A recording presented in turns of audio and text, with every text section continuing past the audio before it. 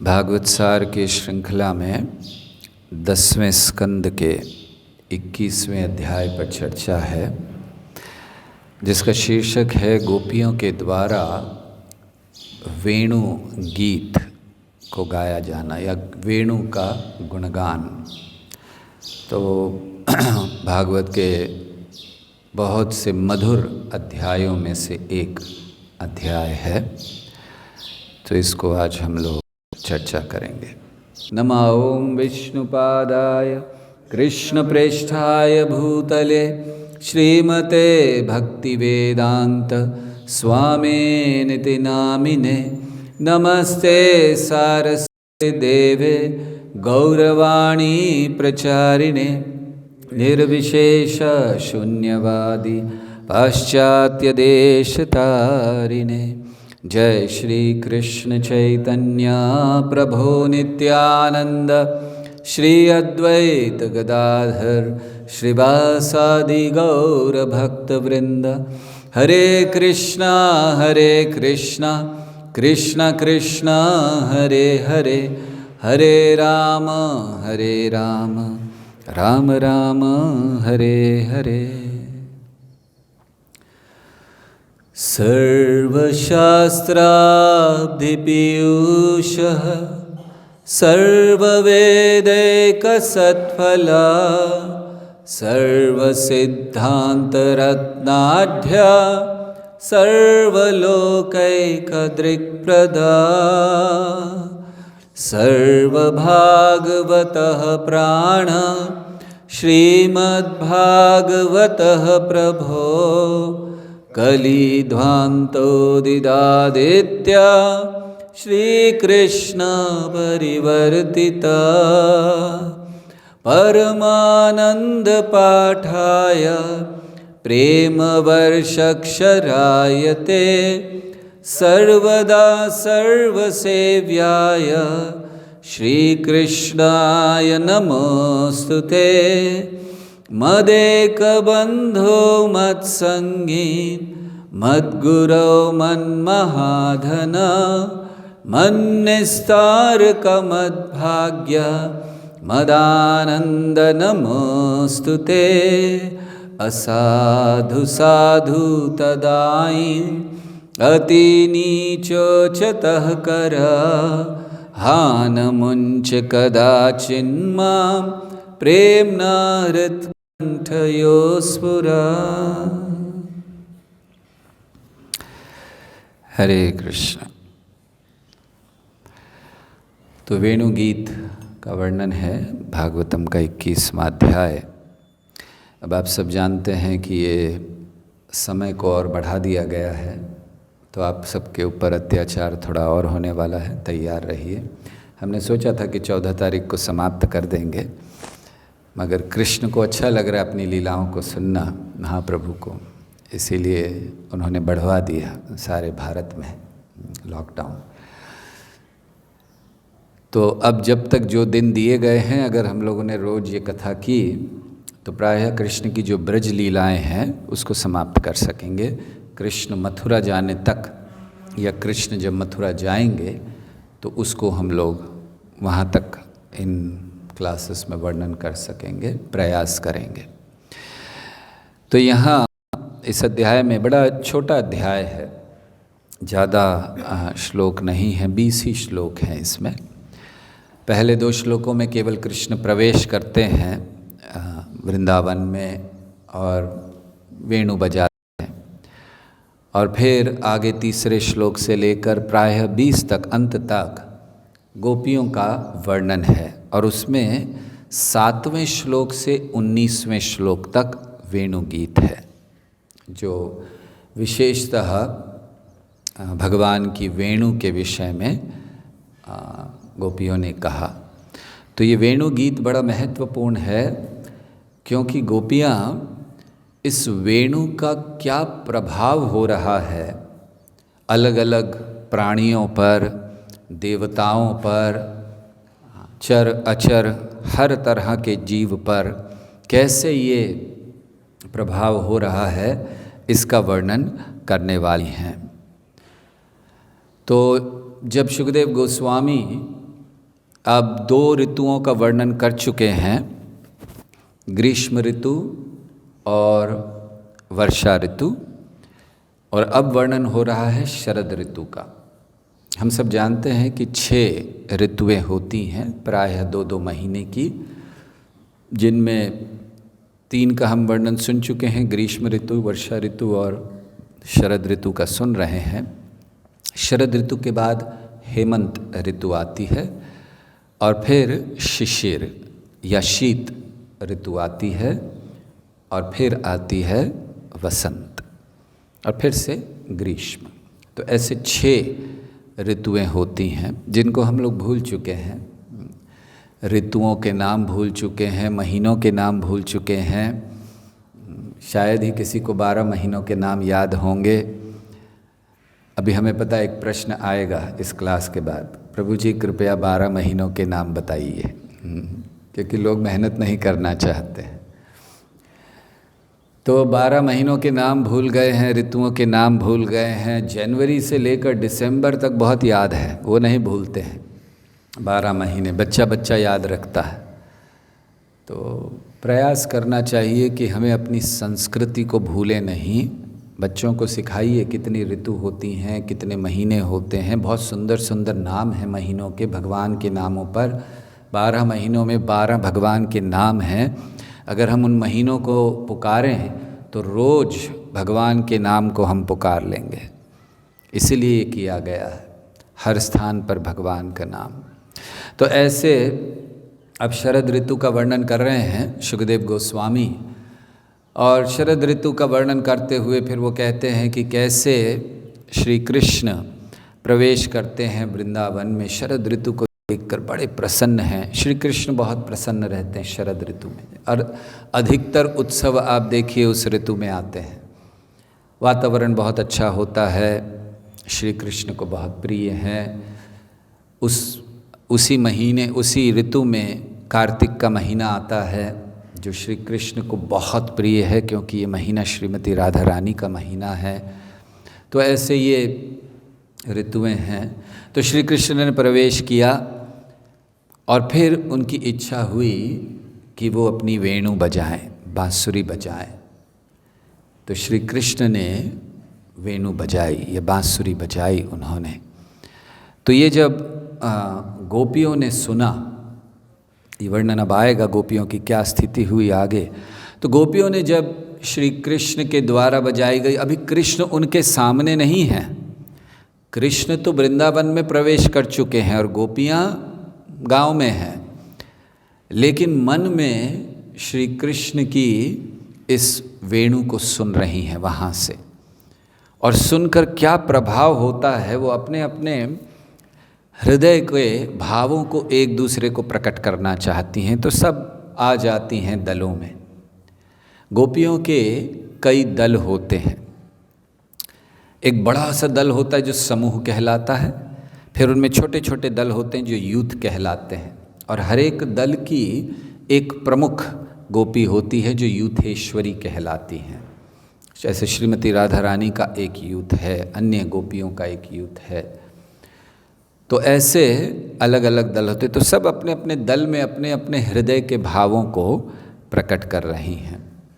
वेणु गीत का जो पहला श्लोक है वो श्रीमती राधा रानी, मतलब जो वेणु का जब शुरुआत होगी वेणु के विषय में, तो वो श्रीमती राधा रानी के द्वारा कहा गया है। तो ऐसे ये सब गोपियाँ आपस में आकर अपने अपने हृदय की बात एक दूसरे से बता रही हैं, और कृष्ण में उनका पूरा मन लगा हुआ है। श्रील प्रभुपाद समझाते हैं कि ये समाधि है। समाधि का अर्थ क्या है? समाधि का अर्थ है पूर्ण रूप से जो भी कार्य हम कर रहे हैं, पूर्ण रूप से कृष्ण में तल्लीन रहना, ये समाधि है। समाधि का अर्थ ये नहीं है कि हिमालय में चले जाना, सब कुछ चीज़ों से अलग हो जाना।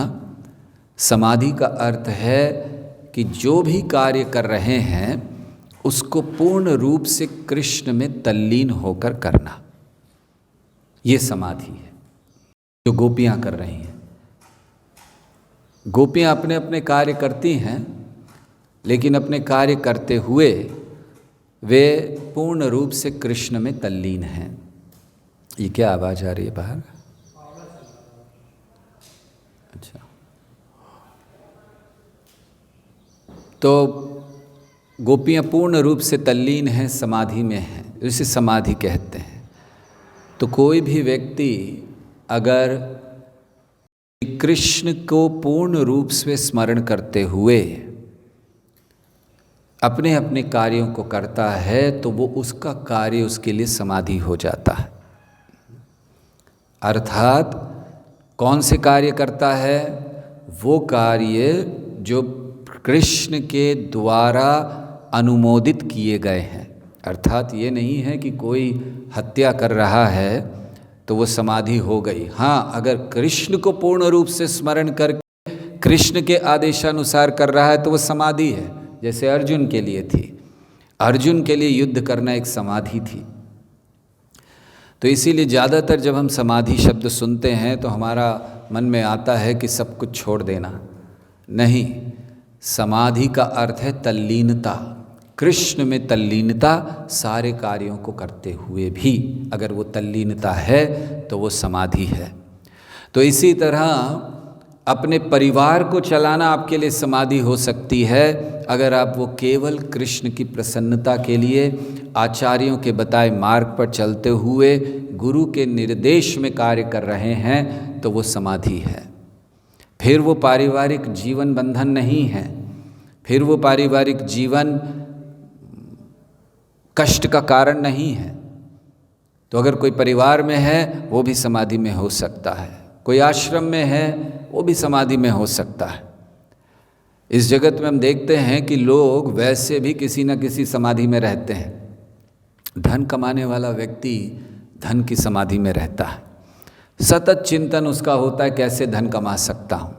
एक स्त्री कामुक व्यक्ति सतत स्त्री की समाधि में होता है, वो हर समय हर कार्य करते हुए ये सोचता है कि कब मैं स्त्री का संग कर सकूं, तो वो उसकी समाधि है। लेकिन ये समाधियाँ केवल बंधन का कारण है, इसलिए इनको समाधि नहीं कहा जाता, इनको केवल बर्बादी कहा जाता है। समाधि क्या है? वही तल्लीनता जो आज हमारी भोगों में है, वही तल्लीनता जो एक कामुक व्यक्ति को काम वासना के प्रति होती है, वही तल्लीनता जो एक युवक को युवती के प्रति होती है, वही तल्लीनता जो एक धन के पीछे भागने वाले व्यक्ति को धन के लिए होती है, अगर हमें कृष्ण के लिए हो जाए वो समाधि है। तो भक्ति का मार्ग बर्बादी से समाधि की ओर है। तो हमें भी ये देखना चाहिए कि हम अपने जीवन में बर्बादी की ओर ना जाएं। हमारा ध्यान, हमारी तल्लीनता किस तरफ है, हर रोज इसका चिंतन कीजिए। आज के कार्यों में मेरा चिंतन क्या था, कहाँ मेरा चिंतन था, समाधि या बर्बादी? दो ही चीज़ें हैं इस जगत में, आपको चुनाव करना है, समाधि या, जोर से बोलो तो सुनो। हाँ, बर्बादी जोर से बोलते हैं, समाधि धीरे बोलते हैं सब हम। तो यही चीज़ें हैं और ये हमारा चुनाव है, हम किसे चुनते हैं। अगर हम भोगों को चुन रहे हैं, धन को चुन रहे हैं, आसक्तियों को चुन रहे हैं, तो हमें पता है हम किस ओर जा रहे हैं। लेकिन उन सब के होते हुए अगर कृष्ण को चुन रहे हैं, तल्लीनता कृष्ण में है, कोई कहता है हो नहीं सकता, संभव है। एक पिता अपने पुत्र से बहुत प्रेम करता है, पुत्र बहुत बीमार है लेकिन पिता को ऑफिस जाना है, छोड़ नहीं सकता, ऑफिस चला जाता है, लेकिन उसका चिंतन क्या है? उसका सतत चिंतन है कि मेरे पुत्र की स्थिति क्या है। अगर संभव है तो हर आधे घंटे में फ़ोन करके पूछेगा। काम कर रहा है, ऑफिस में अपना कार्य कर रहा है, वो ऑफिस के कार्य का बच्चे से कुछ लेना देना नहीं है, लेकिन कार्य करते हुए भी स्मरण बच्चे का करता है। बुखार कम हुआ कि नहीं, दवाई ली कि नहीं, दर्द कम हुआ कि नहीं, डॉक्टर आया कि नहीं। इसी तरह हम अपने अपने कार्य करते हुए सतत कृष्ण का स्मरण कर सकते हैं। घर के कार्य करते हुए, आश्रम के कार्य करते हुए, व्यापार करते हुए स्मरण कृष्ण का रखें। हमने जो सुबह जप किया उसका स्मरण करें, जो दर्शन किए उसका स्मरण करें, जो श्रवण किया उसका स्मरण करें, कृष्ण का स्मरण करें। क्या कर रहे होंगे वो इस समय, जैसे गोपियाँ कर रही हैं, उनके सामने नहीं हैं लेकिन स्मरण करती हैं। और इस वेणु गीत में वो सारा स्मरण करेंगी कि कृष्ण इस समय जमुना के तट पर हैं, इस समय पक्षी उन्हें देख रहे हैं, इस समय हिरण उनके पास है, सब स्मरण कर रही हैं। इसीलिए समाधि है। तो ऐसी समाधि की प्राप्ति के लिए ये अध्याय बनाए गए हैं। भागवत के ये अध्याय जिनमें बड़ा रस है, वो इसलिए नहीं बने हैं कि बस उन पर कुछ कथा कर कर प्रसिद्धि प्राप्त की जाए। जो तथाकथित व्यवसायिक कथाकार होते हैं वो ज़्यादातर इन विषयों पर कहते हैं, रासलीला, गोपी गीत, वेणु गीत। क्यों? उसको रस की तरह प्रकट करते हैं, लोगों को बड़ा आनंद आता है। जहाँ प्रेमी प्रेमिका की बात है लोगों को बड़ा आनंद आता है। क्यों? वो सुनते हैं कृष्ण और गोपियों के विषय में, और कृष्ण की जगह अपने आप को और गोपियों की जगह जो भी उनकी प्रेयसी है उनको रखते हैं। हाँ, वो ऐसे करते हैं तो हमें भी करना चाहिए। इसीलिए कभी भी उनका हृदय शुद्ध नहीं हो पाता। लेकिन जब हम प्रभुपाद जैसे आचार्यों से इन्हीं चीज़ों को सुनते हैं तो हमारे हृदय में वो काम वासना नहीं जागृत होती। जब गोपियों के बारे में सुनते हैं, गोपियों का कृष्ण के प्रेम के बारे में सुनते हैं, जैसे इस अध्याय से आगे हम लोग सुनेंगे, रासलीला का वर्णन आएगा, गोपी गीत का वर्णन आएगा, कृष्ण वस्त्रों का हरण करेंगे, ये सब वर्णन आएगा, तो हमारे मन में काम वासना जागृत नहीं होनी चाहिए। अगर हो रही है अर्थात हम ठीक से श्रवण नहीं कर रहे। तो इसीलिए तथाकथित जो कथाकार हैं वो इन चीज़ों पर ज़्यादा करते हैं। क्यों? वो पहले अपने श्रोताओं के हृदय को तैयार नहीं करते इन चीज़ों को सुनने के लिए।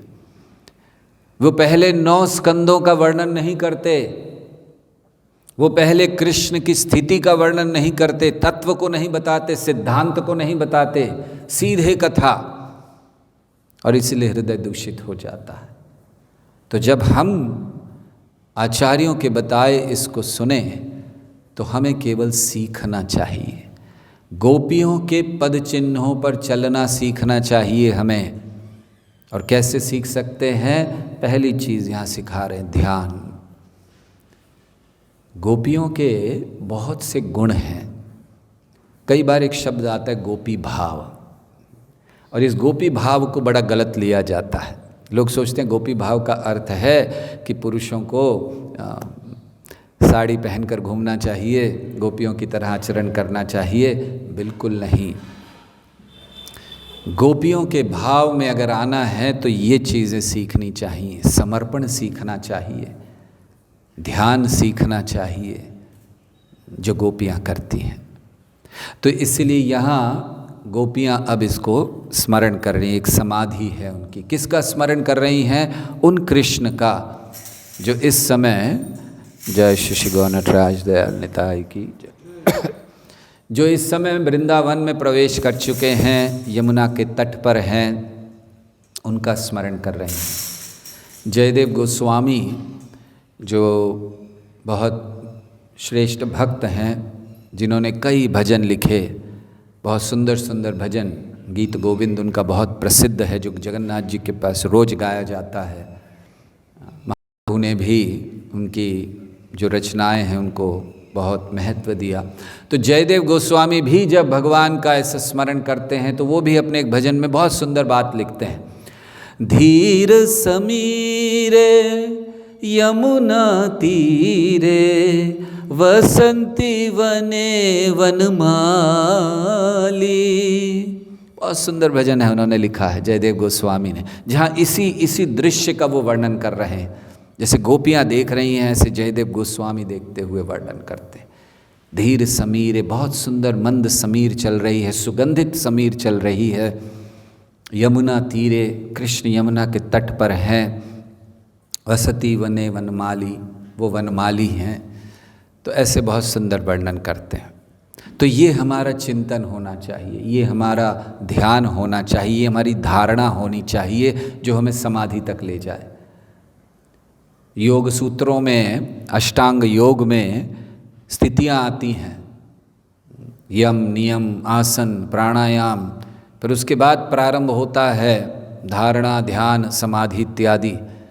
तो ये जो ध्यान धारणा है, मतलब ध्यान होना, ध्यान जब बहुत गाढ़ा हो जाए तो फिर वो समाधि तक पहुंचता है, और इसको गोपियाँ समझा रही हैं। तो जब हम ये वेणु गीत को सुने तो उस स्थिति तक पहुंचने का प्रयास करें जहां हम समाधि में हो सकें, सतत चिंतन श्री कृष्ण का हो। तो अब गोपियाँ वर्णन कर रही हैं, उन्होंने देखा श्री कृष्ण के अपने हृदय में और उनकी बांसुरी को उन्होंने सुना। तो उस समय गोपी बहुत से जो बड़े मधुर मधुर लीलाएं श्री कृष्ण की हुई उनका स्मरण करने लगी, और लीलाओं को स्मरण करते करते फिर कृष्ण का सौंदर्य और फिर वेणु पर वो आती हैं। तो लीलाओं को स्मरण कर रही हैं, क्या हुआ था। जैसे एक समय श्रीमती राधा रानी अपनी सखियों के साथ कुसुम सरोवर में थोड़े फूल लेने के लिए गईं, तो वो फूल ले रही थी, कृष्ण मिलना चाहते थे, तो कृष्ण भी वहाँ आ गए और कृष्ण उनसे पूछ रहे, अरे कौन हो तुम।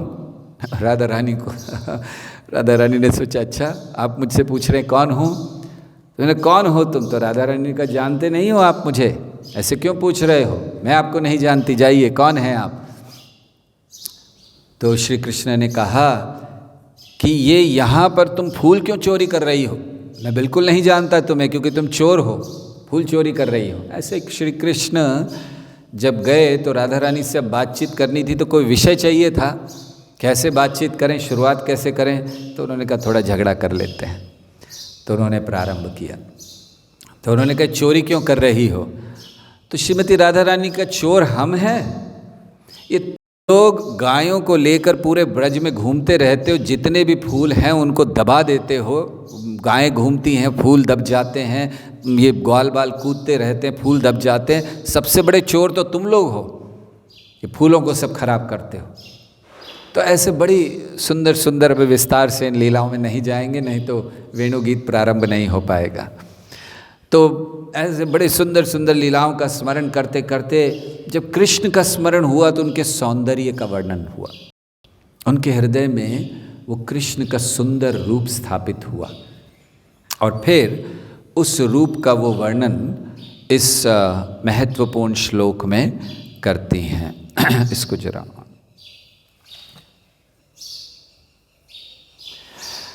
तो ये 5वां श्लोक है श्रीमद् भागवतम के 10वें स्कंद के 21वें अध्याय का। ये सबको जा सकता है,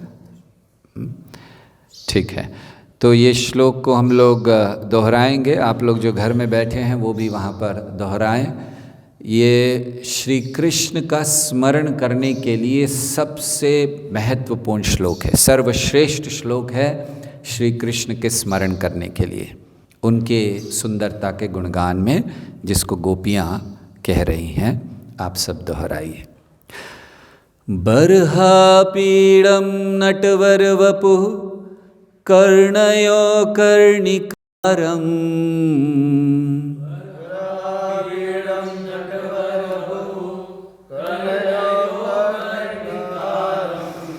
बिभ्रद्वासः कनककपिशं वैजयन्ती च माला।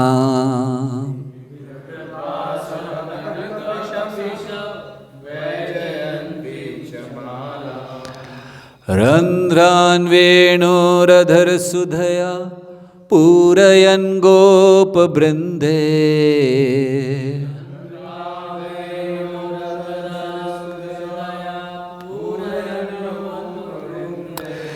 वृन्दारण्यं स्वपदरमणं प्राविशद्गीतकीर्तिः।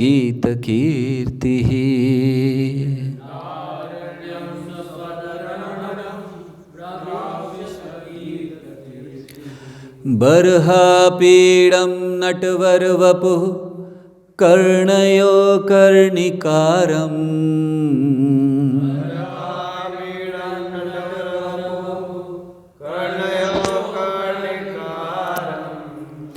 बिभ्रद्वासः कनककपिशं वैजयन्ती च माला।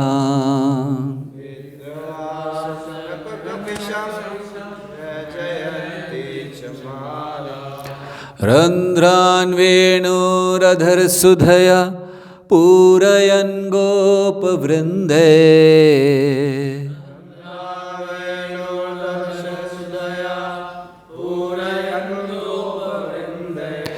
वृन्दारण्यं स्वपदरमणं प्राविशद्गीतकीर्तिः।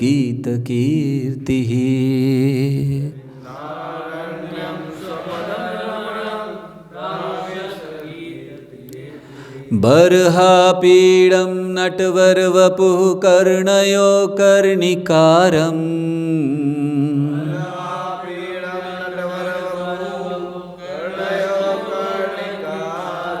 बिभ्रद्वासः कनककपिशं वैजयन्ती च मालाम्।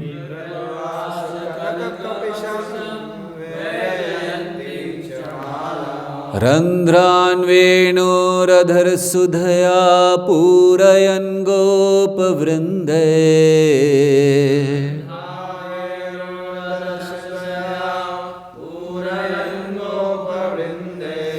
वृन्दारण्यं स्वपदरमणं प्राविशद्गीतकीर्तिः।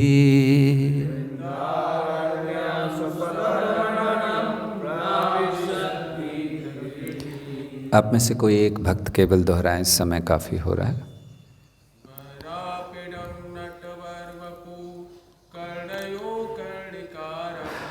बर्हापीडं नटवरवपुः कर्णयो कर्णिकारम्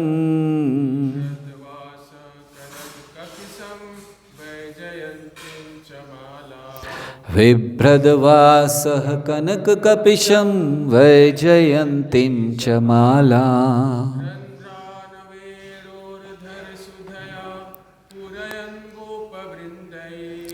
रन्ध्रान् वेणुरधरसुधया पूरयन् गोपवृन्दे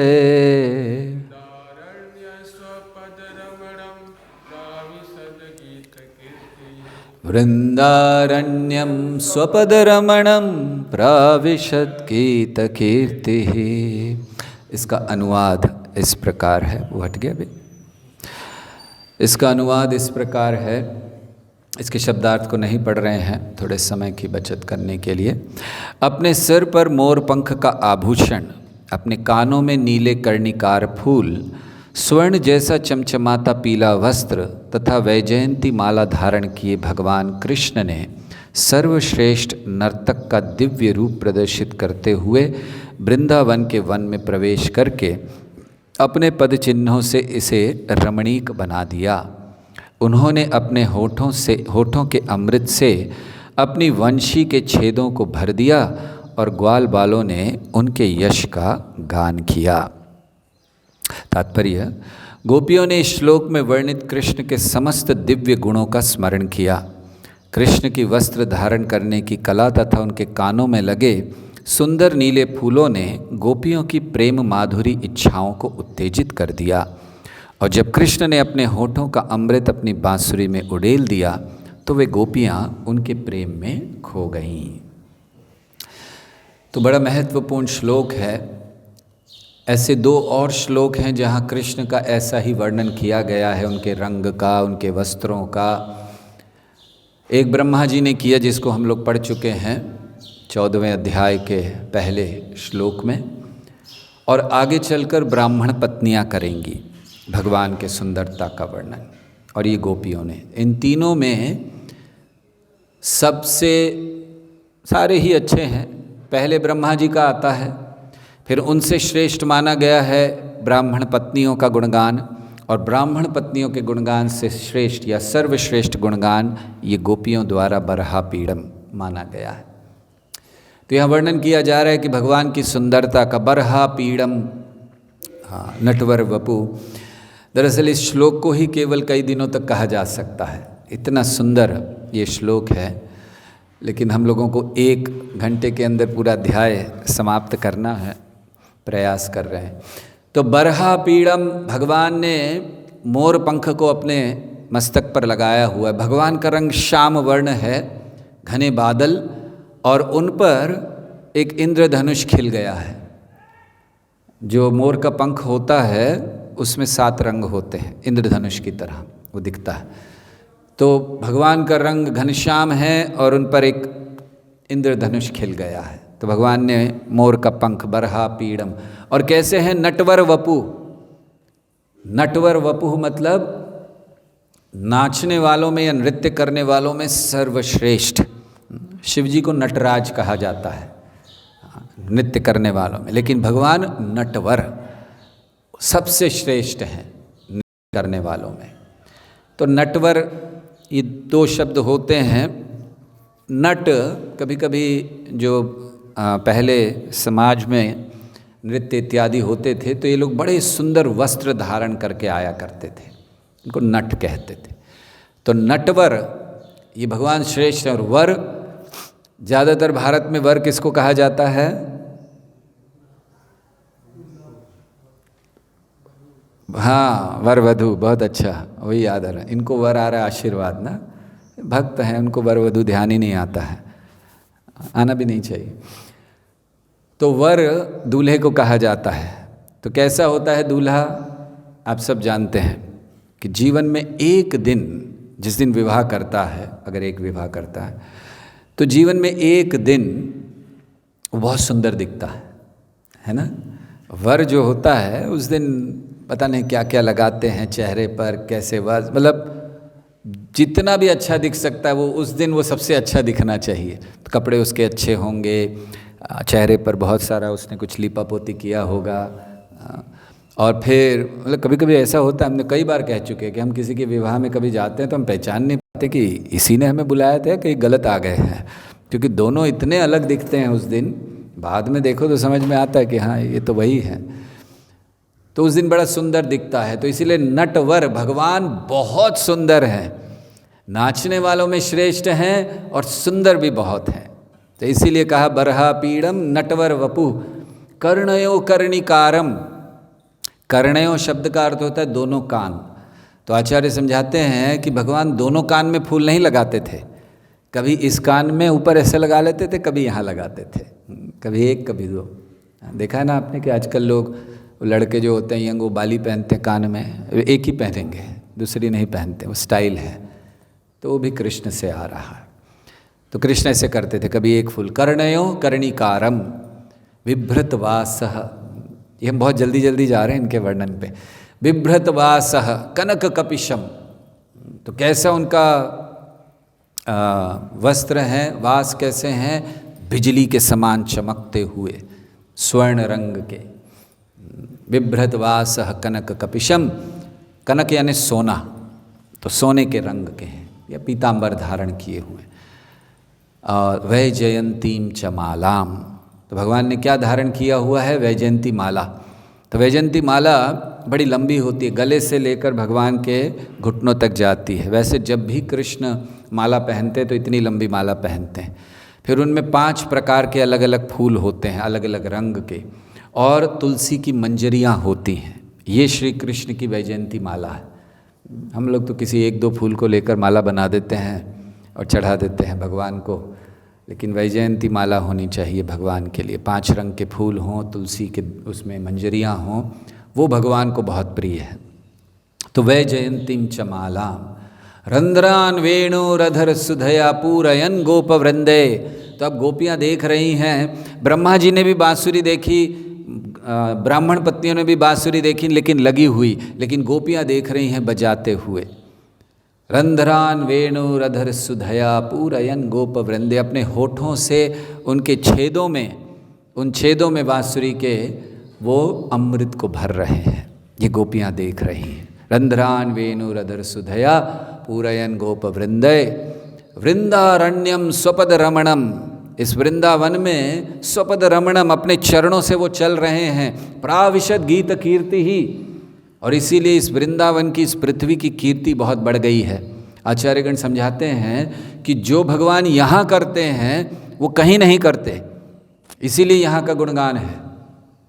जैसे भगवान जब यहाँ वृंदावन में चलते हैं तो नंगे पांव चलते हैं, वैकुंठ में वो नंगे पांव नहीं रहते हैं, बड़े अच्छे अच्छे उनके जूते होते हैं वैकुंठ में, लेकिन यहाँ ऐसे ही चलते हैं वृंदावन में। ये वृंदावन की विशेषता है। तो यहाँ जो होता है वो कहीं नहीं होता, इसीलिए प्राविशद गीत कीर्ति, उनकी कीर्ति, उस पृथ्वी की कीर्ति बढ़ रही है क्योंकि कृष्ण के चिन्हों को, चरण चिन्हों को वो धारण कर रही है। तो ऐसे गोपियाँ वर्णन करती हैं इस बड़े महत्वपूर्ण श्लोक का। और फिर जब गोपियों ने अब कृष्ण की सुंदरता का वर्णन कर दिया, वेणु का वर्णन कर दिया, अब वो उस वेणु को सुन रही हैं अपने हृदय में। कृष्ण बजा रहे हैं वृंदावन में, गोपियाँ बैठी हुई सुन रही हैं, आपस में चर्चा कर रही हैं। और उन्होंने चर्चा करनी प्रारंभ की कि देखता है कृष्ण बलराम सजे धजे, अच्छे से वस्त्र धारण किए जब प्रवेश करते हैं तो ऐसा लगता है कि मानो कोई बहुत बड़ा कलाकार स्टेज पर परफॉर्मेंस देने जा रहा है। तो स्टेज पर जब प्रवेश करता है, आप देखिए जब कोई बहुत बड़ा कलाकार होता है उसके जब एंट्री होती है तो कुछ बड़ा धमाका किया जाता है। पता नहीं आप में से कितने लोगों ने देखा है, हमने कुछ देखा। तब हम जब कॉलेज वगैरह में पढ़ते थे तो एक बहुत प्रसिद्ध कोई रॉक स्टार आए थे बम्बई में। तो जब उनका शो शुरू हुआ तो हाँ एकदम लाइट ऑफ कर दी गई, हाँ, एक जगह पर लाइट्स हो गई और सब थोड़ा थोड़ा थोड़ा थोड़ा म्यूज़िक चल रहा है। फिर अचानक म्यूज़िक ज़ोर से हंगामा हुआ और उस स्थान से अग्नि निकली, ऐसे धाड़ आग निकली और फिर उसके बीच में से वो प्रकट हुआ। वाह, सब लोग पागल हो गए। वैसे जब कृष्ण भी आते हैं तो ऐसा ही होता है। देखिए भगवद गीता में भी कृष्ण का ऐसा ही वर्णन किया गया है। आप देखें, आप लोगों ने ध्यान नहीं दिया होगा, कृष्ण की एंट्री भगवद गीता में कैसे बताई है, किसी को पता है? कृष्ण की एंट्री बताई है सफ़ेद घोड़ों का वर्णन है।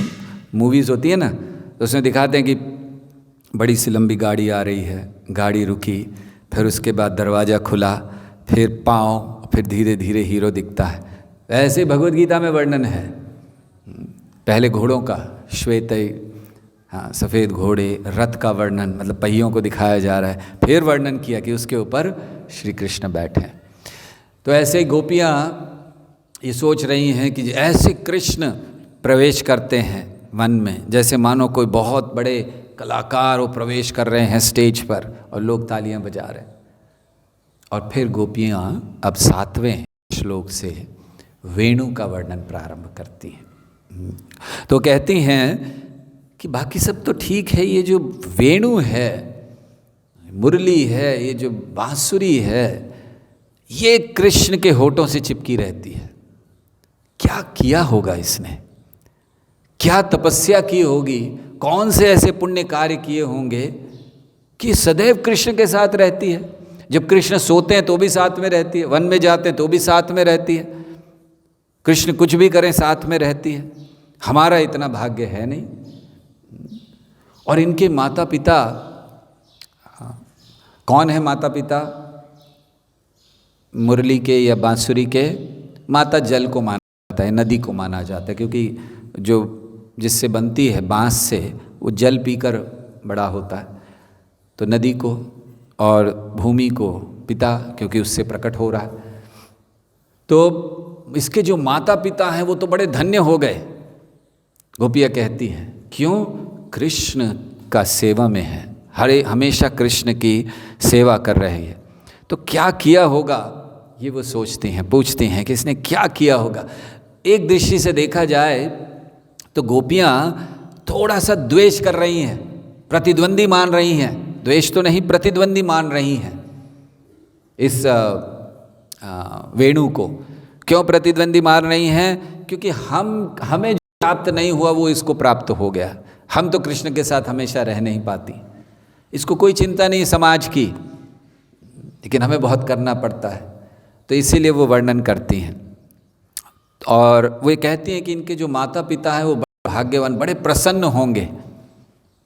तो हमें जानना चाहिए कि हर एक भक्त के जीवन का, यहाँ वेणु का वर्णन हो रहा है जो भगवान की सेवा में लगी है, तो हर एक भक्त के जीवन का उद्देश्य ये होना चाहिए कि उनके कार्य ऐसे हों जिनसे उनके माता पिता, जिनसे उनके गुरु, जिनसे उनके आचार्यगण और पूर्ववर्ती आचार्य, पूरी परंपरा उन पर प्रसन्न हो सके, उन पर गर्व कर सके। जैसे वेणु ने किया, वो कार्य किया जिससे उनके माता पिता प्रसन्न हैं। तो हर भक्त को वो कार्य करना चाहिए, जीवन ऐसा जिए कि हमारे गुरु को, हमारे आचार्यों को हम पर गर्व होना चाहिए। जब आचार्यगण ऊपर से देखें तो प्रसन्नता होनी चाहिए, दुख नहीं होना चाहिए कि कैसा एक भक्त मेरे आंदोलन में आ गया। ऐसे कार्य कीजिए, ऐसा जीवन होना चाहिए हमारा कि गर्व हो हमारे गुरु को, गर्व हो हमारी परंपरा को कि ये भक्त पैदा हुआ।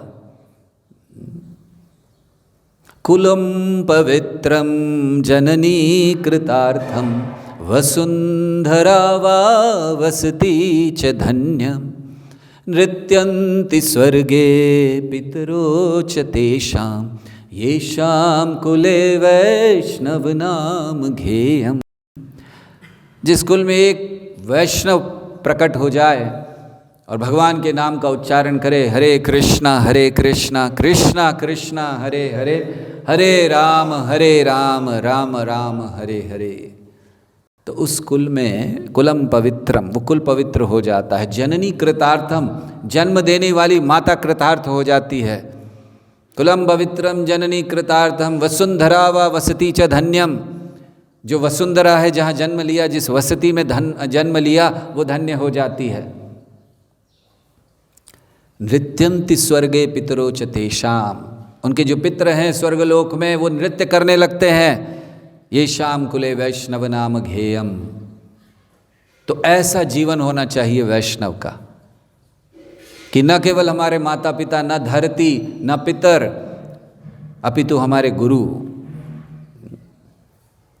जैसे कथा आती है रामानुजाचार्य की, कुरेश, उन्होंने कहा भगवान से जाकर आंखें मांगो, कुरेश नहीं मांग रहे हैं। फिर भगवान ने कुरेश को कहा कि तुम भी पूर्ण रूप से मुक्त होगे, मेरे धाम में आओगे और तुमसे संबंधित जितने लोग हैं वो भी मेरे धाम में आएंगे। और ये सुनकर रामानुजाचार्य ने अपना ऊपर का ये उत्तरिया उतारा और ऐसे जोर जोर से हवा में घुमाने लगे, नृत्य करने लगे। वृद्ध थे, गुरु थे कुरेश के, लेकिन नृत्य करने लगे। क्यों? उन्होंने कहा भगवान ने कहा है जो भी इससे संबंधित है वो भगवान के धाम आएगा, और मैं गुरु हूँ, इससे संबंधित हूँ, तो मैं भी जाऊँगा। ऐसा शिष्य होना चाहिए जिस पर गुरु को गर्व हो। ऐसा शिष्य होना चाहिए जो गुरु को प्रसन्न करे, परंपरा को प्रसन्न करे, कलंक नहीं बने। तो ऐसे वर्णन यहाँ पर गोपियाँ कर रही हैं और इस वेणु का वो वर्णन करती हैं। तो कभी कभी हम लोग ये शब्द सुनते हैं वेणु, मुरली या वंशी, वंशिका, वंशी, तो हमें लगता है सब एक ही है।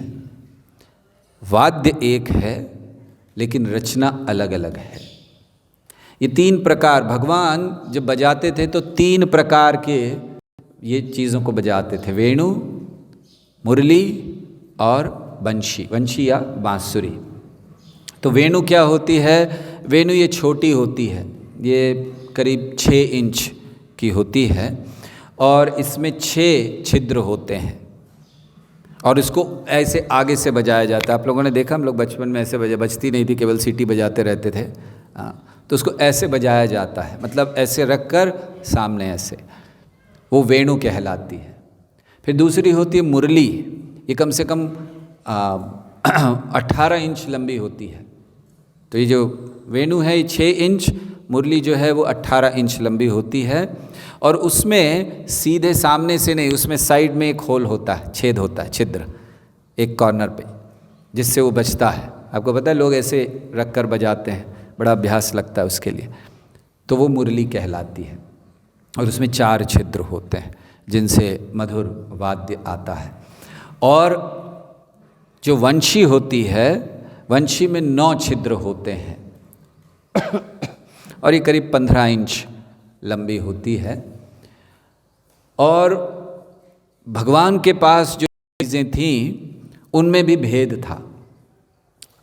जब वंशी लंबी होती है, जैसे एक प्रकार हमने वर्णन किया वंशी का, तो जब वंशी लंबी होती है तो उसका नाम होता, भगवान की वंशी का नाम महानंद, या उसको सम्मोहिनी कहते हैं जब वंशी लंबी होती है।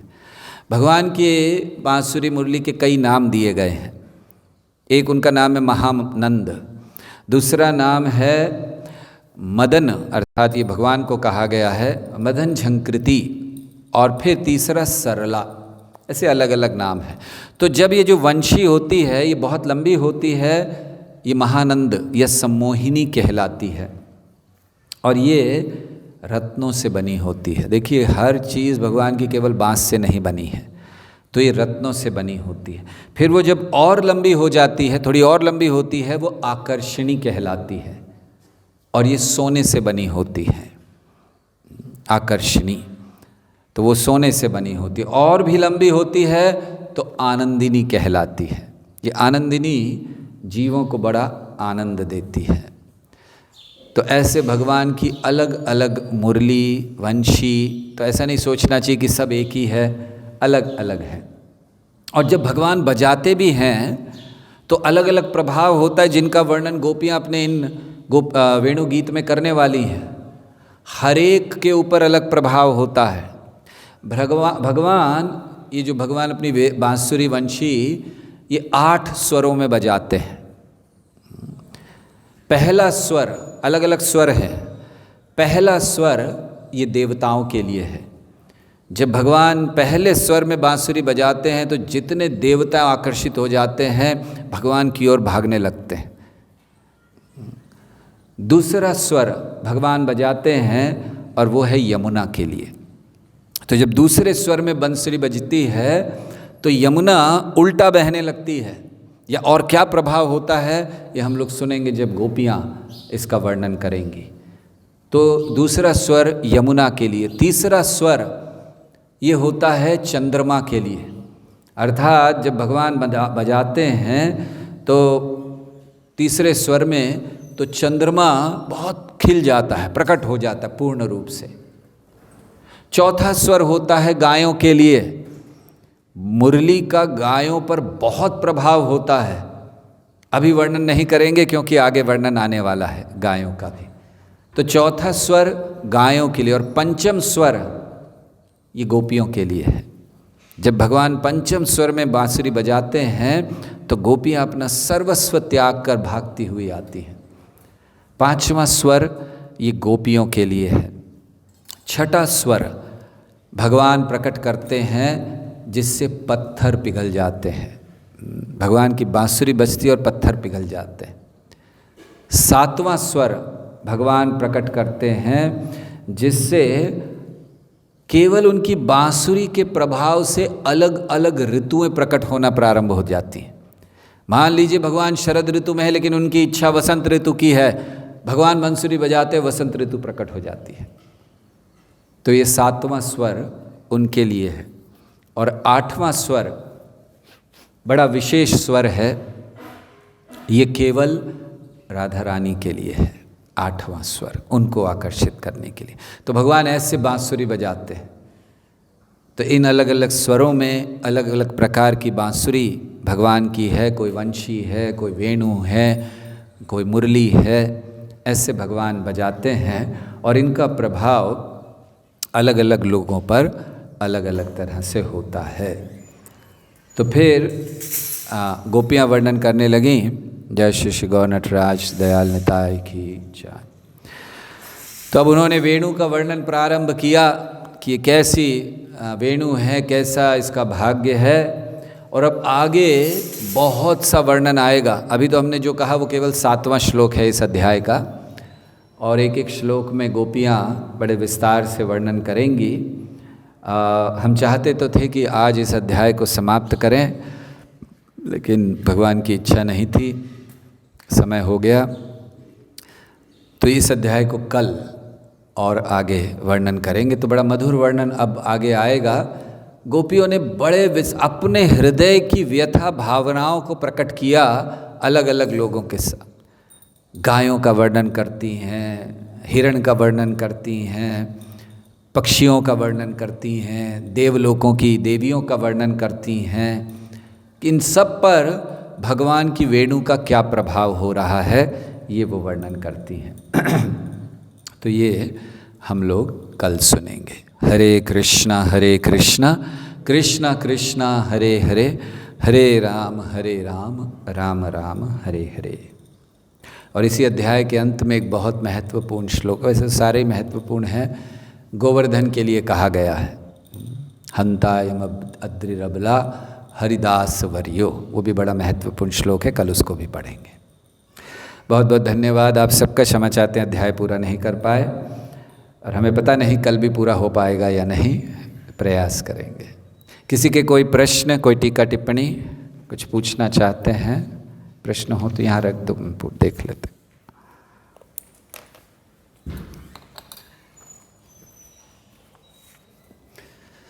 हरे कृष्णा। आशा है आप लोग वृंदावन से वापस आ गए हैं।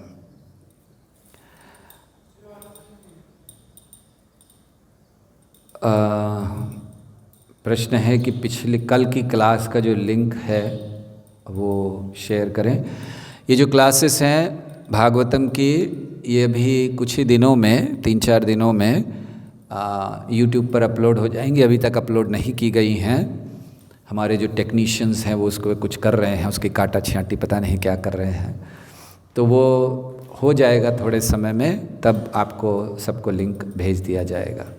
और आज का श्लोक नंबर क्या है? ये श्लोक नंबर 10वां स्कंद 21वां अध्याय 5वां श्लोक। ओके। और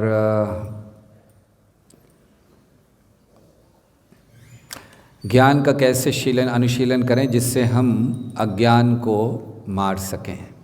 ये जो हम लोग कर रहे हैं, कथा का श्रवण, भगवान के नाम का जप, आचार्यों के बताए मार्ग पर चलना, ये सब हमारे अज्ञान को समाप्त करने के लिए है। तो अज्ञान को ज्ञान से समाप्त किया जाता है। इसको बंद कीजिए जाकर। ज्ञान को अज्ञान नाश करता है और इसलिए अज्ञान के नाश के लिए हमें ज्ञान चाहिए। तो ज्ञान कहाँ से मिले? हमें श्रील प्रभुपाद के ग्रंथों को केवल ऐसे पढ़ नहीं लेना चाहिए। पहले एक बार पढ़ लें, फिर उसके बाद उसको बड़ी अच्छी तरह से समझने का प्रयास करें। हर एक तात्पर्य प्रभुपाद का इस तरह से पढ़ें जैसे मानो प्रभुपाद सामने बैठकर आपको बता रहे हैं, और उसमें से उस चीज़ को लेने का प्रयास करें जो प्रमुख चीज़ प्रभुपाद आपको कहना चाह रहे हैं, आपके जीवन के लिए जो उपयोगी है। धीरे धीरे अज्ञान नाश होगा। इसको थोड़ा सा ऐसे करना, थोड़ा पीछे करो उसको, थोड़ा नहीं, हाँ, और बस। कार्तिक महीना राधा रानी का महीना है, विशेषता बताने की कृपा करें। जब कार्तिक का महीना आएगा तब कर देंगे। हमने कार्तिक महीने में यहाँ आए थे, हम कार्तिक में, हाँ, दामोदर लीला, उस समय कार्तिक महीने का वर्णन किया था। तो अभी विस्तार से करना तो संभव नहीं है। आप इंतज़ार कीजिए, कार्तिक महीना प्रारंभ होगा तब निश्चित कर देंगे, ठीक है। जब भगवान वृंदावन में चलते हैं तो जूते नहीं पहनते हैं, और अगर वैकुंठ में जूते पहनते हैं और गोलोक में क्या पहनते हैं? या वृंदावन को ही गोलोक कहते हैं, या गोलोक वृंदावन कहा जाता है। तो वैकुंठ लोक मतलब बहुत सारे आध्यात्मिक जगत के लोक, और उनमें जो प्रमुख है गोलोक वृंदावन। अगला प्रश्न है, भगवान को कैसे स्मरण किया जाए हर दिन कार्य करते हुए? बहुत व्यवहारिक तरीका ये है कि सबसे पहले जब हम सुबह सोकर उठें, स्नान आदि करने के बाद भगवान के नाम का जप करें, और अपना कार्य प्रारंभ करने से पहले जितना समय हो सके, आधा घंटा, 1 घंटा, जो भी है, भगवान के बारे में सुने, किसी आचार्य की वाणी को सुने या जो भी है, और दिन भर कार्य करते हुए उसको बारंबार स्मरण करते रहें कि आज क्या कहा गया। जो भी हमने सुना सुबह की कथा में, उसको बारंबार स्मरण करें। तो पहली चीज़, सुबह जल्दी उठें, स्नान आदि करें, भगवान के नाम का जप करें, साथ में 1-1.5 घंटा जितना समय हो श्रवण करें, और दिन भर ये चिंतन करें कि उसमें क्या कहा गया, और साथ ही साथ अन्यों को बताएं। आपके आसपास के लोगों को, आपके ऑफिस में काम करने वालों को घबराइए नहीं, शर्माइए नहीं कि वो लोग क्या कहेंगे। वो लोग भी भक्त बनेंगे, हर एक के हृदय में भक्ति है, उसको जागृत करना है, तो उन लोगों को बताइए कि आज आपने ऐसा ऐसा सुना, बहुत अच्छा लगा आपको। तो ये एक स्मरण की विधि है अपने कार्य करते हुए, कि किस तरह हम जो सुने उसको हमेशा अन्यों को भी बताएं, खुद भी स्मरण करें। दूसरी विधि, हम सुबह भगवान के दर्शन बड़े ध्यान से करें और दिन भर भगवान के श्रृंगार का स्मरण करें। भगवान ने कैसी, क्या उन्होंने आज पगड़ी पहनी है या मुकुट पहना है, कौन से रंग की पगड़ी है, उनके वस्त्र कौन से रंग के हैं, उन्होंने क्या हार पहना है मोतियों का या सोने के माला, सोने का मोतियों का, सोने का जो पहना हार पहना है, क्या पहना है, ऐसे स्मरण करें। उनके चरणों में क्या है, उनके चरणों में तुलसी है, तो ये सारी चीज़ों का स्मरण दिन भर करें। तो ये कुछ विधियां हैं, ऐसी और बहुत सी विधि हैं, लेकिन ये कुछ विधियां हैं जिनसे हम प्रारंभ कर सकते हैं अपने कार्य करते हुए भगवान को स्मरण करना। और एक महत्वपूर्ण विधि है जहां हम अपने कार्य करते हुए इस कार्य के उद्देश्य को याद करने का प्रयास करें। कोई भी कार्य आप कर रहे हैं, आप धन कमा रहे हैं, उद्देश्य क्या है? आपको क्या सोचना चाहिए कि इस धन कमाने का उद्देश्य मैं अच्छे से परिवार चला सकूं। परिवार चलाने का उद्देश्य ये है कि हम सब मिलकर भगवान कृष्ण की भक्ति कर सकें और जीवन को सफल कर सकें। तो हर कार्य करते हुए अगर आप उद्देश्य को याद कर रहे हैं तो बड़ा सरल हो जाएगा कृष्ण का स्मरण करना। ठीक है। गोपियों के पद चिन्हों पर चलने के लिए क्या कर सकते हैं? कल तक रुकिए, बता देंगे। वेणु गीत में यही वर्णन है कि गोपियाँ, जैसे हमने एक आज वर्णन कर दिया कि कैसे हम ध्यान समाधि की ओर जा सकते हैं बर्बादी से, तो गोपियों से हम वो सीख सकते हैं और आगे का वर्णन कल होगा। भगवान की लीलाएं दिव्य हैं ये जानते हुए भी कभी भौतिक भावों की तरह सोचते हैं तो क्या अपराध लगता है और इससे कैसे बचें कि हृदय में लीला की दिव्यता को बनाए रखें। निश्चित भगवान की लीलाएं दिव्य हैं और अगर हम उन्हें केवल एक साधारण मानते हैं तो ये एक अपराध है, लेकिन हम जानते हैं कि भगवान की लीलाएं दिव्य हैं, हमारी बद्धता के कारण कभी कभी हम इनकी दिव्यता को अगर भूल जाते हैं तो उसमें कोई गलती नहीं है। अगर हम संघर्ष कर रहे हैं इस दिव्यता को हम बारंबार याद करने का, लेकिन अपनी पूर्व काल के संस्कारों के कारण, अपने किसी आदत के कारण या अपने हृदय के भावों के कारण अगर हम इसको भूल भी रहे हैं तो हमें चिंता करने की ज़रूरत नहीं है, क्योंकि ये संघर्ष है। अगर हृदय में भावना सही है, अगर हृदय में उद्देश्य सही है, हमारे हृदय में कपट नहीं है, लेकिन पूर्व संस्कारों के कारण आ जाता है, तो उसमें हमें चिंता करने की ज़रूरत नहीं है। हमें अपनी भक्ति को बड़ी गंभीरता से करते रहना चाहिए। ठीक है। और किसी का कोई प्रश्न है? कुछ पूछना चाहते हैं? ठीक है, बहुत बहुत धन्यवाद आप सबका। आभारी हैं कि आप सब इतने तल्लीनता से समाधि में रहकर 1 घंटे तक कृष्ण कथा को सुनते हैं, और आशा करते हैं कि हम आपकी कुछ सेवा कर पा रहे हैं और आपके हृदय में कृष्ण भावना अमृत को थोड़ा सा उसके बीज को स्थापित कर पा रहे हैं अपने इन प्रयासों से। तो हम उन सभी भक्तों के बड़े आभारी हैं जो अलग अलग स्थानों से जुड़ते हैं। बहुत से भक्त सूरत से हैं, बहुत से भक्त सीकर राजस्थान से हैं, और कुछ भक्त मायापुर से हैं, आज पता नहीं है कि नहीं, ध्रुव, और कुछ बाहर से भी हैं जुड़े हुए भक्त, विदेश से 1-2 भक्त, और ग्रेटर नोएडा के भक्त तो हैं ही। वो अपनों का वर्णन बाद में किया जाता है। इसका अर्थ ये नहीं कि बाकी अपने नहीं हैं, लेकिन मतलब वो तो यहीं हैं, तो घर वालों का वर्णन बाद में किया जाता है। इसलिए ग्रेटर नोएडा वाले ये नहीं सोचे कि अरे हमारा वर्णन कुछ नहीं हो रहा है, तो वो तो हैं ही।